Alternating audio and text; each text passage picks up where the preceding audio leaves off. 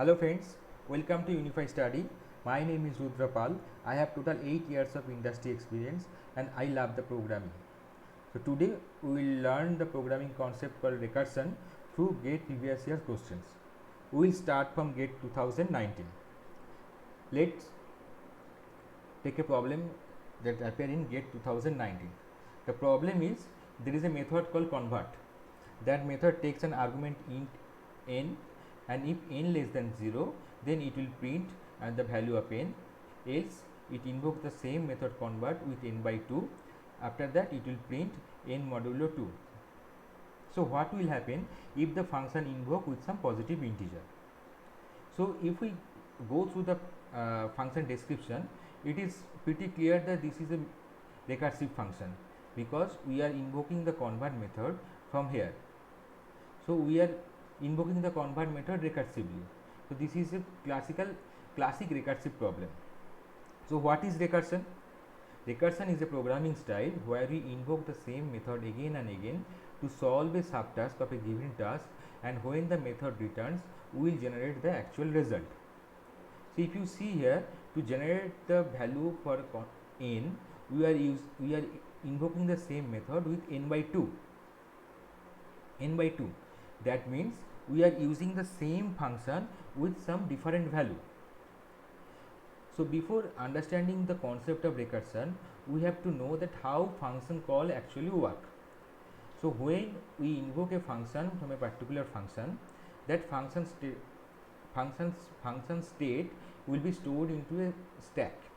So we know the stack is a data structure which works in last in first out technology. So when the function calls another function, it will store its state. So state means what? State means the value of the local variables. So here in n is a local variable for the convert, and the return point, that means when the function will invoke from here, it will store his return point, that means this printf. So this is the return point. So after if the function return from here, it will execute the printf statement. So all this information are stored into the stack memory. So each and every row of a stack store this information. So let's see our problem. So here we are invoking convert n with n by 2. So this is the value of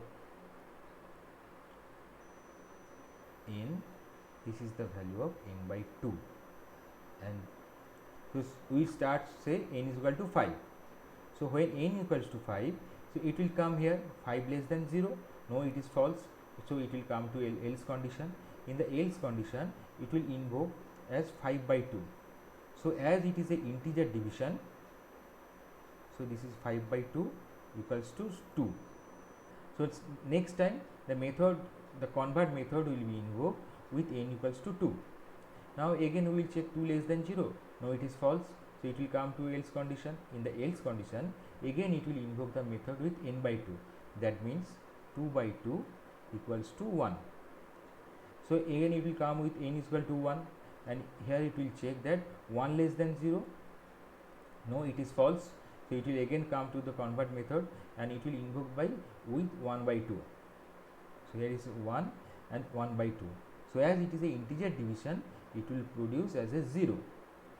Now again the method will be invoked with n equals to 0. Now here the trick of the problem. Here it is mentioned that n equals to 0. Here it is mentioned that n less than 0, and the function is invoked with n equals to 0. So this condition will be false again. So it will come to here, and this method will be invoked with, so when n equals to 0, it will be invoked with 0 by 2, that is 0. Again it will be invoked 0 by 2, that is 0. So what will happen? So if we think about the concept of stack, so when n is equal to 5, it will invoke the method with n equals to 2. And what is the remaining here?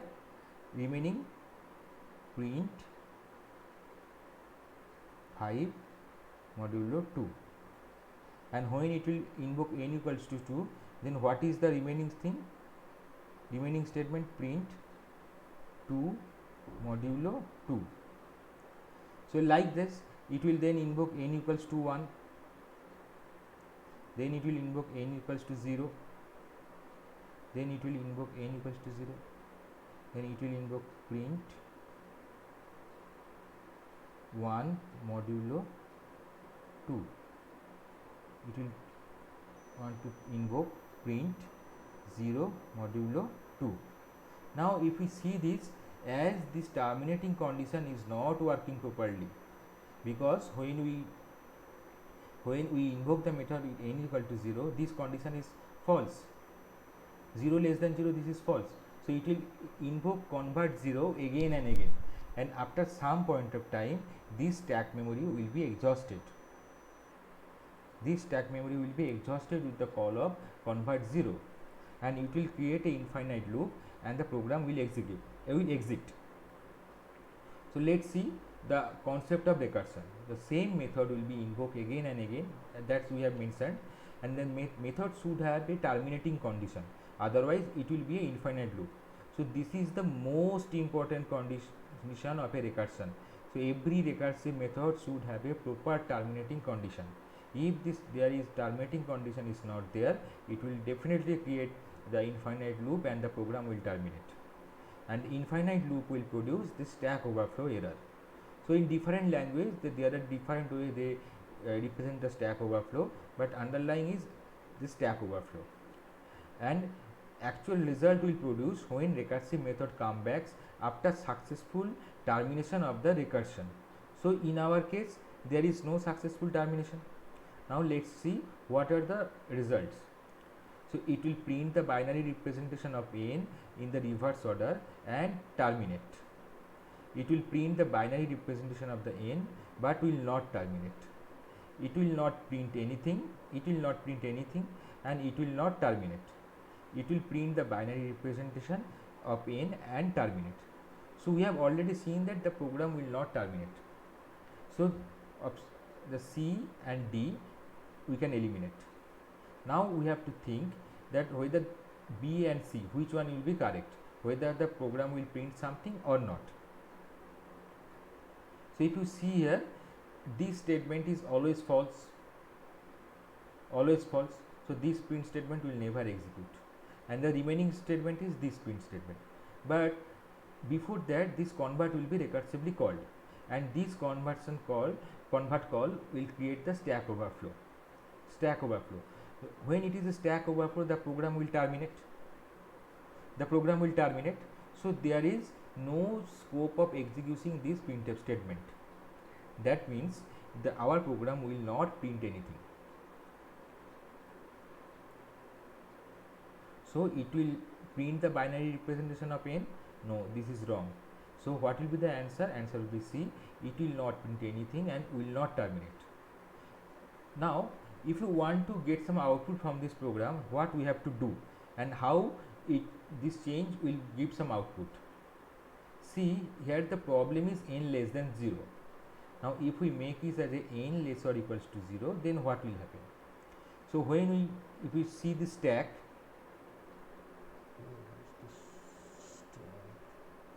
so if you see the stack, when we invoke this method n equals to 0, so this condition will be true. Because we have changed our condition to n less or equals to 0. This condition will be true. So in that case, it will print what it will print. It will print the value of n. So what is the value of n? Value of n is 0. So this print statement will produce 0. I am writing the left side. It will produce 0. Now the function comes to this point. So when the function came back from this point, so what is the value of n? The value of n will be 1, because we invoke the convert method with 1 by 2, that is 0. So at that point, what is the value of n? The value of n is 1. So what it will print? It will print 1 modulo 2. So what is the value of 1 modulo 2? That is 1. So it will print 1. Now again this it will come to here. Now what is the value of n here? The value of n is 2, because we have invoked this method 2 by 2, that is 1. So the value of n is 2. So what it will print? It will print 2 modulo 2, that means 0. That means 0. Now after that it will come to this point. So n equals to 5. So what it will print? It will print 1, because 5 modulo 2 is 1. So it will represent the binary representation of this number. So if from here we can see that if a recursive method don't have a proper terminating condition, it can create a stack overflow. So this terminating condition is very important. Most of the program they put some hack in the terminating condition. So if we find some recursive method, we should be very careful about the terminating condition, that whether there is a proper terminating condition or not. So if you like this video, please put your comment into the comment section and subscribe to our channel Unify Study and click the bell icon so that you can get the notification of upcoming videos. Thank you so much.